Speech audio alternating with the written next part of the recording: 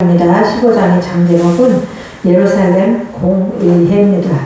할례 문제에 대해서 공의회를 여는 거죠. 그래서 백은 6절로 1절로 잘못되네요. 1절로 11절까지 한 절씩 읽으시겠습니다.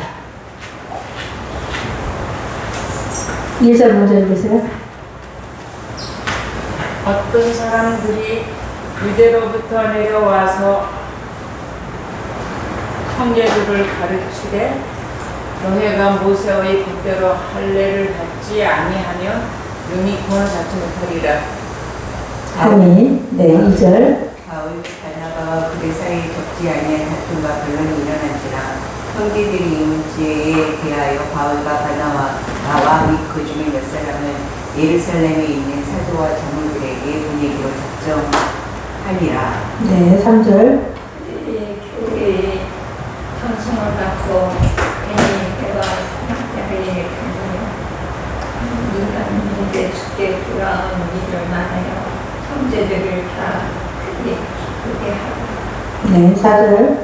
예루살렘에 이르러 교회와 사도와 장로들에게 영접을 받고 하나님이 자기들과 함께 계셔 행하신 모든 일을 말하며 네, 5절. 바리새파 중에 어떤 믿는 사람들이 일어나 말하되 이방인에게 할례를 행하고 모세의 율법을 지키라 명하는 것이 마땅하다 하니라.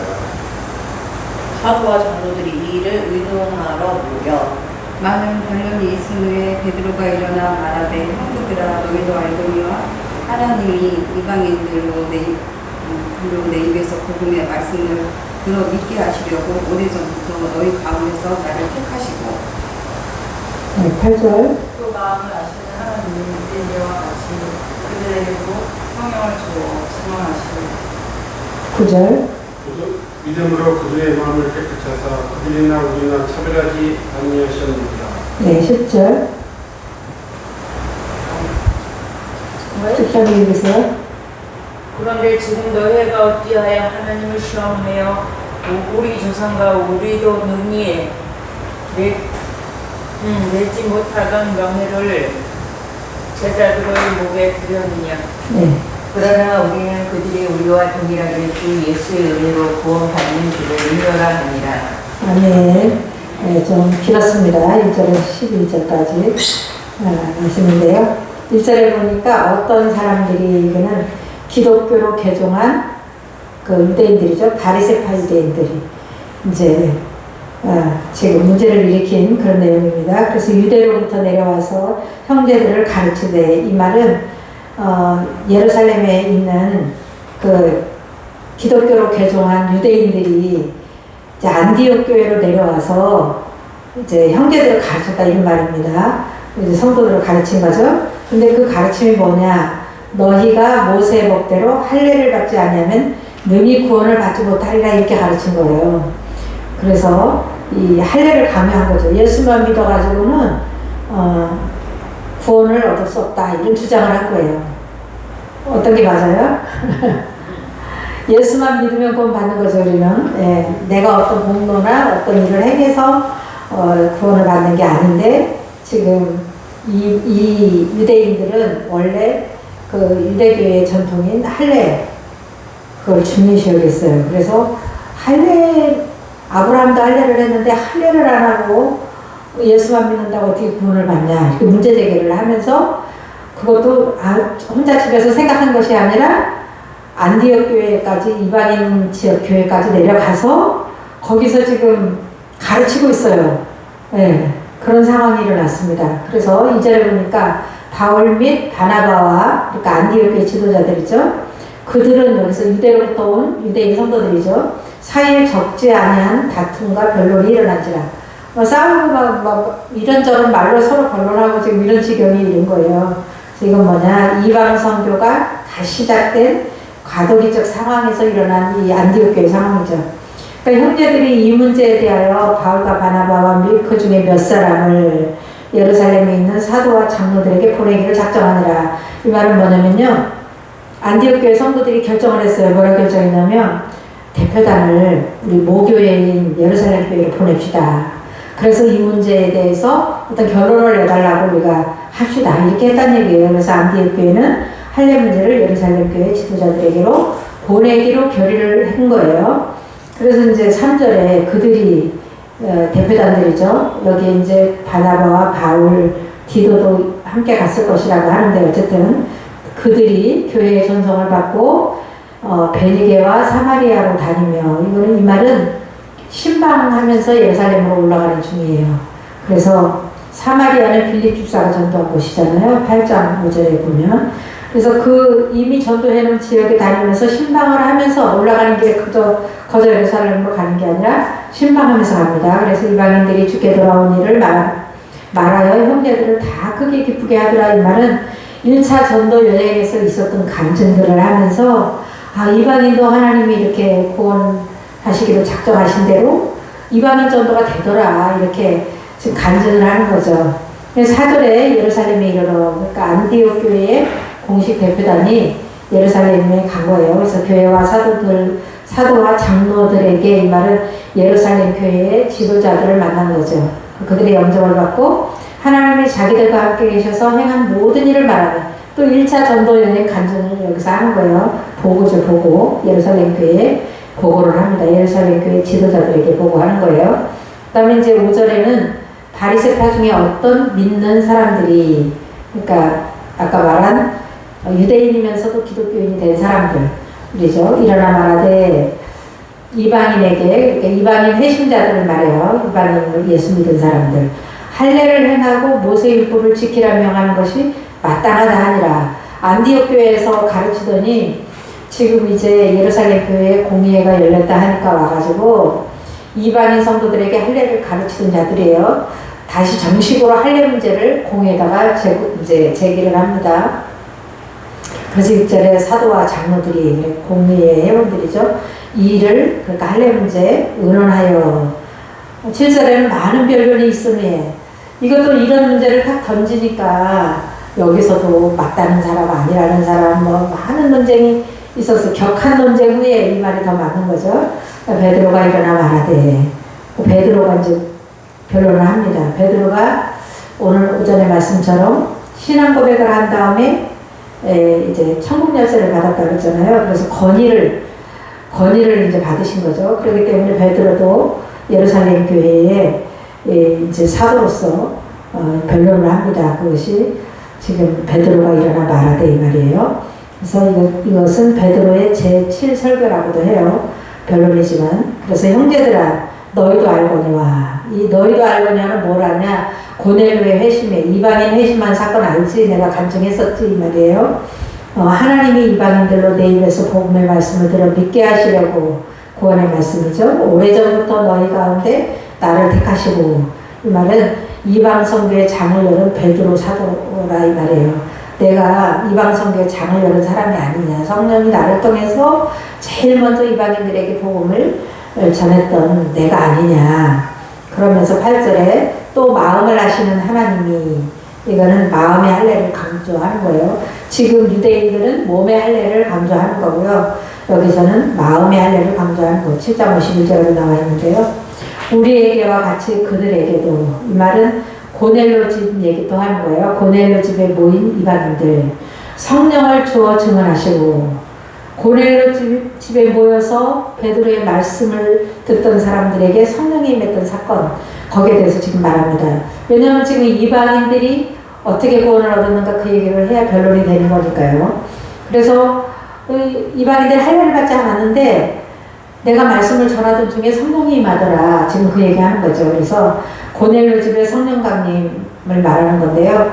이거를 고넬료 집의 성령 강림을 뭐라고 그러냐? 일명 가이사라의 오순절이라고 해요. 왜 그러냐면 오순절날 임한 것처럼 임했기 때문에 지금 그런 별명이 붙어 있습니다.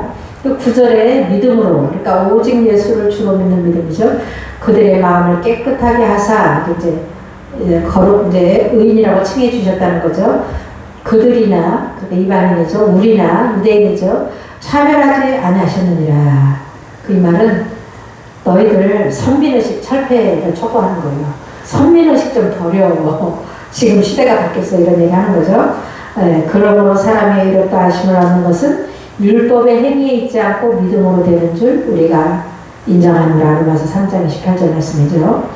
그거와 같이 이것은 의롭게 되는 것은 율법의 행위가 아니라 예수를 믿음으로 구원받는 거다. 이 말을 다시 하는 거죠. 이제 10절에는 그런데 지금 너희가 어찌하여, 책망입니다. 하나님을 시험하여, 시험한다는 얘기는 사람이 어떻게 하나님을 시험할까? 보통 이렇게 생각하는데 하나님을 거역하는 행위를 시험한다고 말하는 거죠. 복음을 해방하고 있다.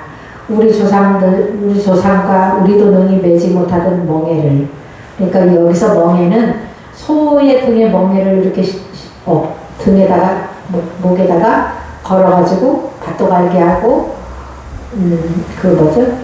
마차도 끌게 하고 그런 힘든 일을 시키는 걸 말하는 거죠. 그래서 할례와 율법을 멍에라고 표현했어요. 제자들의 목에 두려느냐. 그러니까 율법으로는 죄를 깨닫는 거지.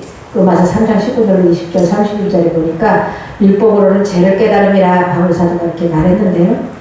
예, 그 율법을 다 지켜서 구원받는 거 아니다. 이렇게 변론합니다. 11절에 그러나 우리는 그들이 이방인들이죠. 우리와 유대인들과 동일하게 주 예수의 은혜로 구원받는 줄을 믿노라 하니라. 베드로의 변론인데요. 저 구원은 오직 예수 그리스도를 믿는 믿음으로만 가능하다.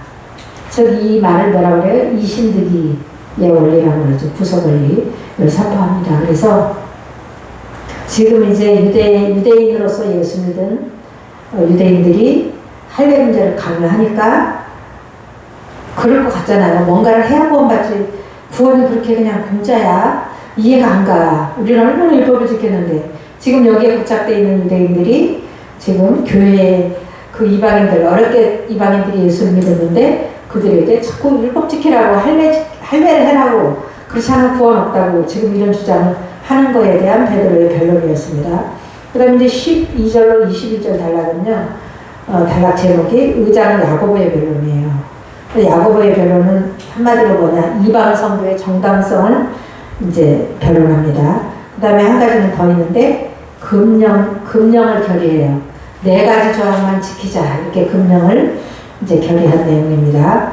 그래서 이제 12절 그 상반절에 보니까 베드로 설교에 대한 회중의 반응이에요. 베드로 설교를 쭉 듣고 막 그 회중이 복잡했던 그 혼란한 상황이 조용해졌어요. 침묵했어요. 듣고 보니까 맞는 거예요, 이게. 그래서 조용해져도 수긍했다는 얘기죠. 온 무리가 가만히 있어. 그래서 할례가 필요치 않음에 동의했다, 이런 말이에요, 온 무리가. 즉, 은혜 구원이구나, 이걸 깨달았다는 거죠. 그 다음에 베드로도 이제 한 말씀을 여기서 하는데, 이게 뭐냐면 이방 선교를 보고를 하듯이 하는데요. 이방 선교는 하나님의 뜻이다, 이런 얘기를 지금 하는 거예요.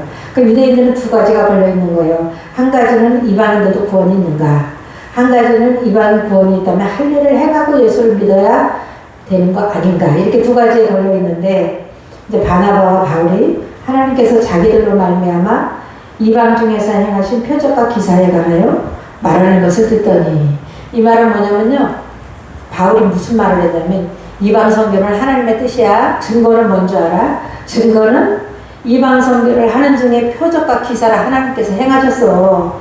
그래서 안전병도 일으키고 병든 자들이 일으키고 귀신도 따라갔어. 이렇게 하는 걸 보니까 이건 유대인들에게만 행해야 되잖아. 유대인들 구원만 주장한다면. 근데 이방인 전도하는데 이런 일이 일어나는 걸로 봐서 이방인 선교는 하나님의 뜻이다. 이렇게 또 한마디를 더 얹어서 이렇게 변론을 합니다. 이제 13절부터는 의장 야고보의 결론적 변론이에요. 여기서 예루살렘 교회 의장은 야고보입니다. 그래서 13절에 말을 마침에 이제 그 선교 과정에서 일어났던 그 이방 선교가 하나님 뜻이라는 말을 마침에 야고보는 누구냐면요, 예수님의 형제 야고보예요. 마태복음 13장 55절에 나와있죠. 대답하여 이르되 형제들아, 이 야고보는 예수 안 믿어가지고 형 그렇게 출세하고 싶으면 유대로 가시오, 이렇게 했던 사람인데 지금 이렇게 이제는 부활하신 예수님을 보고 이제 예수를 믿어서 지금 예루살렘 공의회의 회장이에요. 그래서 내 말을 들으라.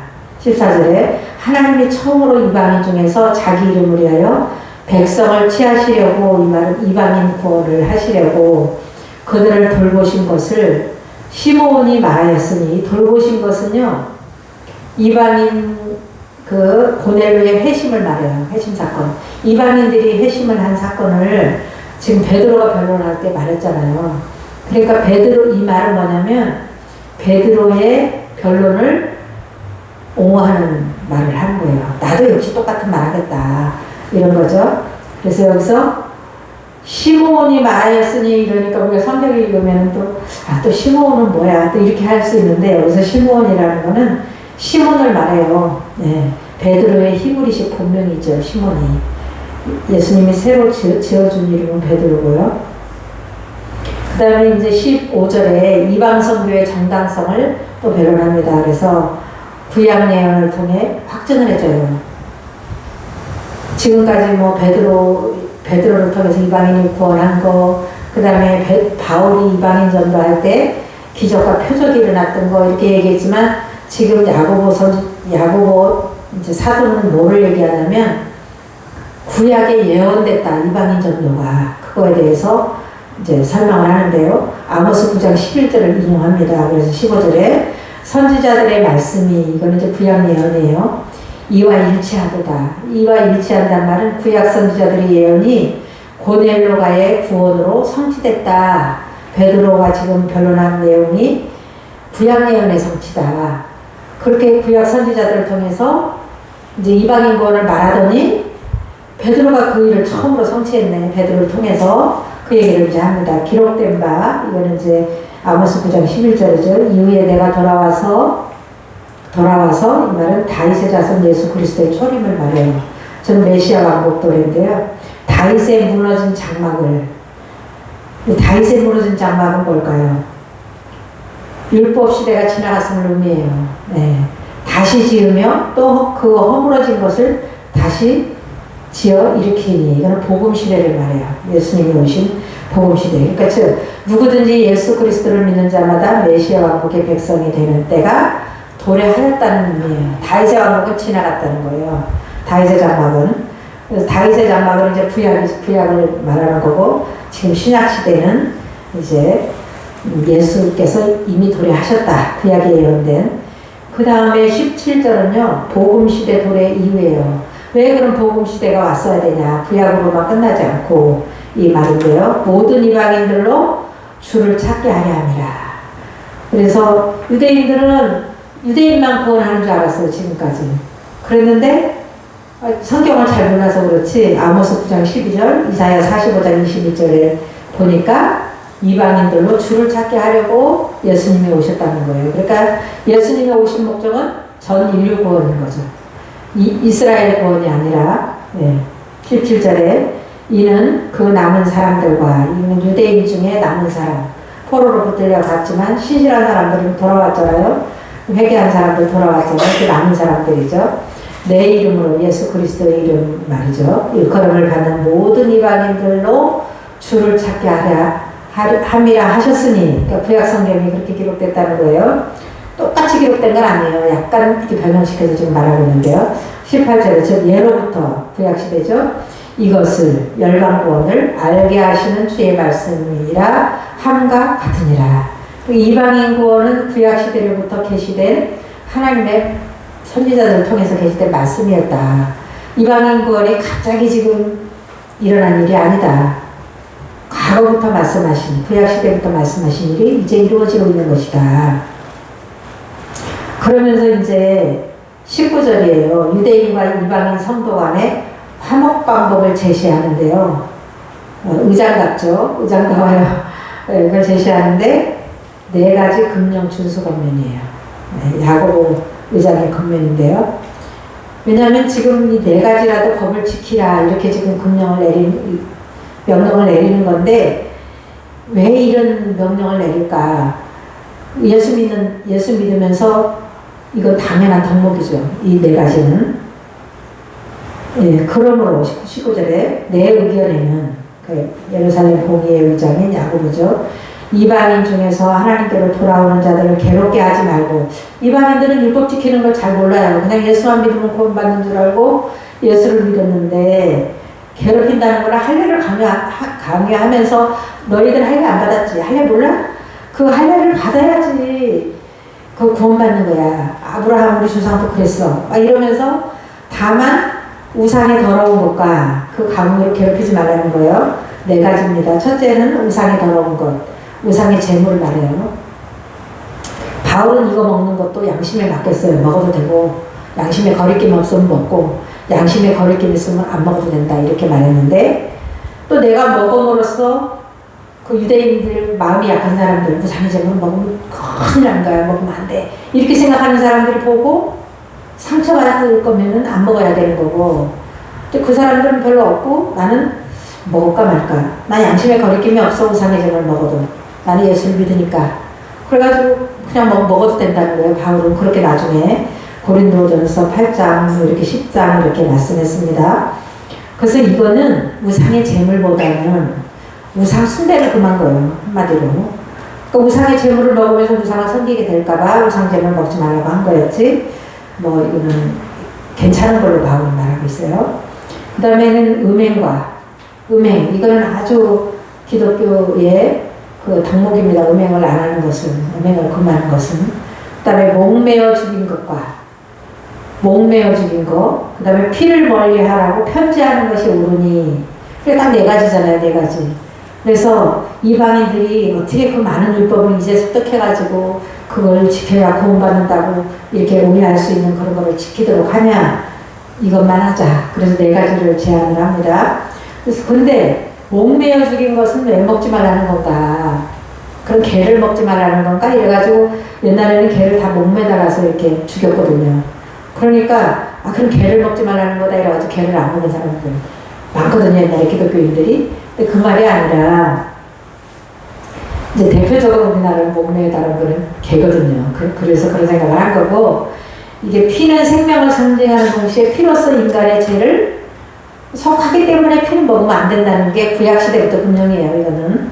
네, 그리고 목매어 죽인 것은 피가 목을 따서 피를 빼지 않고 목을 매달으면 그 몸에 있던 피가 이 체내에 굳어가지고 그 고기를 먹으면 피를 먹는 거나 마찬가지인 거예요. 피가 다 고여있기 때문에. 그래서 다 우리 짐승 잡을 때 전부 피를 빼고 고기 잡잖아요.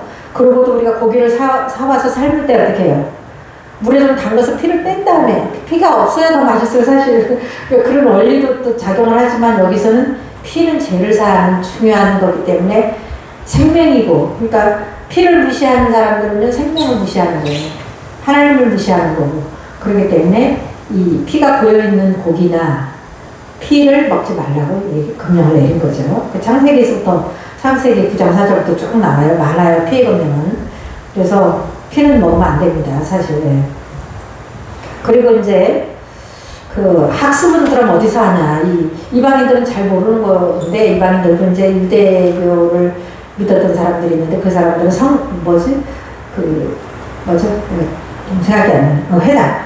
회당에 가서 유대인들 예배 드릴 때 그게 좀 끼웃거려서 듣고 나도 관심 있다 이렇게 한 사람들이 많이 있기 때문에 그렇게 습득하기가 어려운 거 아니다 이런 말이에요. 그래서 학습 장소는 어디냐? 회당이라는 거죠. 이는 예로부터 성도의 생활 규범인 거예요. 그래서 각 성에서 그러니까 각 성에는요 이 말이 예루살렘도 아닌데 회당이 있었나? 있었습니다. 디아스포라 유대인들이 거주하는 데는 반드시 회당이 있었다고 해요. 그러니까 회당에서 성경 공부도 하고 이제 예배하는 그런 장소죠. 모세를 전하는 자가 있어. 여기서 모세를 전하는 자는 율법을 가르치는 유대인 교사들이 있었다 이 말이에요. 안식일마다 회당에서 그 글을 읽음이라 하더라. 그래서 안식일마다 회당에서 성경을 읽고 그걸 해석해 주기도 하고 가르치기도 했기 때문에 그 배우는 게 그렇게 어렵지 않고 이게 행하기도 그렇게 어렵지 않은 거다. 그러니까 네 가지 조항만 지키라 하자. 그것이 예루살렘 공의의 결정입니다. 그래서 네 가지 조항의 금령은 각 지역에 해당해서 가르치는 내용이므로 쉽게 배울 수 있다는 의미예요. 네, 그래서 그렇게 어려운 것도 아니니까 이방인 전도한 지역에 가서 신방을 할 때는 이 얘기를 해주라는 거예요. 편지를. 근데 지금 가장 중요한 거는 안디옥교에서 이 문제가 일어났기 때문에 처음으로 이제 다음 주에 우리가 배울 내용은 이제 유다와 실라를 파송을 해가지고 안디옥교회로 편지를 가지고 가서 읽어주게 하고 그 다음에는 할례 문제에 대해서 설명을 하게 해서 그 안디옥 교인들에게 안정을 시켜주는 할례는 안 지켜도 되고 예수만 믿으면 되는 걸로. 그 다음에 4가지 조항은 덕목이니까 이거는 지켜서 지금 요 19절에 그 제목을 제가 유대인과 이방인 성도 간의 화목 방법 제시라고 했잖아요. 그러니까 교회 안에서 유대인 성도들 팀, 이방인 성도들 팀이 이렇게 있는 거예요. 그러면서 쟤들 봐라. 쟤들은 율법을 저렇게 안 지키잖아. 우리 친하게 지내면 안 돼. 이러고 맨날 이렇게 다투면 안 되잖아요. 그러니까 유대인들은 요 4가지 조항은 유대인들은 반드시 지켜야 되는 걸로 알고 있었기 때문에 이게 이제 화목하게 하려고, 말이 없게 하려고, 싸움이 일어나지 않게 하려고 4가지를 지키라고 명한 거예요. 그러니까 요것만 지켜도 유대인 성도와 이방인 성도 간에 분쟁이 없고 자연스럽게 신앙생활을 함께 할 수 있도록 제안을 한 거죠. 기가 막힌 지혜죠. 네, 그래서 이것이 막 안 지키면 안 되는 율법이야 뭐 이런 얘기가 아니라, 물론 피는 안 먹어야 돼요. 피는 안 먹어야 되는 거 맞는데 이제 그 우상의 재물 먹는 거에 대해서는 로마서에도 그렇고 고린도에도 그렇고 그거는 자기 양심에 거리낌이 없다면 먹으라고 한 거예요. 그래서 우상의 재물이 그렇게 뭐 별건 아닌데 그걸 통해서 우상을 섬기는 그거는 안 된다는 거죠. 네. 그렇게 이제 예루살렘 공회가 요걸 받아들였어요. 의장의 말을. 그래서 결의를 합니다. 그리고 나중에는 그 유다와 신라를 안디옥 교회로 보내서 거기서 잘 가르치게 교사들이에요. 유다와 신라가 성경 교사들이에요. 그러니까 예언자들이고 가서 권위를 부여해가지고 가서 예루살렘 공회의 이름으로 가서 그들을 가르쳐서 교회를 안정시켜라. 이렇게 하는 거죠. 그 다음에는 이제 여러 군데 지역에 이제 전도해놓은 데 있잖아요. 1차 전도할 때 해놓은 데. 그 다음에 바울이 은거할 때 자기 고향 다소에서 전도한 그런 지역들. 그걸 다니면서 이걸 가르쳐 주는 거예요. 이 4가지 율법을 지키라고. 4가지 조항을. 그래서 이제 교회가, 이방인 교회가 그런 어떤 자본에서 좀 잠잠해지는데 나중에 또 나타나기는 해요. 다시 교회들이 세워지는 곳에서 다시 이런 얘기들이 막 나오기는 하는데 어쨌든 간에 할례를 안 행해도 예수를 믿으면 되는 거다. 네, 어떤 행위, 구원에 있어서는 행위가 조금도 들어가지 않아요. 은혜로 구원받은 것이죠. 네, 우리가 이런 것들을 확실하게 이렇게 초신자들한테도 좀 얘기해주고 이런 게 좋아요. 그래서 여기에 제시된 율법은 우리도 지키는 것이 덕목이죠. 네, 그래서 우리 신앙이 좀 뭔가 불분명한 거에서 분명하게 이렇게 나가는 모습을 지금 볼 수 있고, 그리고 예루살렘 교회가 내 주장이 맞아, 네 주장이 맞아 이렇게 안 하고 서로 자기의 마음을 변론하고 남이 변론한 내용을 옹호하고 이런 식으로 함으로써 아주 회의를 은혜롭게 잘 마치는 걸 이렇게 볼 수 있어요. 네, 우리도 교회에서 일어나는 일들도, 우리 각 교회에서 일어나는 일들도 이렇게 은혜롭게, 그죠? 주장을 내세우기보다는 같이 토론하면서 조용히 잠잠하게 이렇게 교회를 아름답게 이끌어가는 게 우리의 책무겠죠. 네, 기도하고 마치겠습니다. 아버지 감사합니다. 오늘도 저희들 예루살렘 공회에서 있었던 할례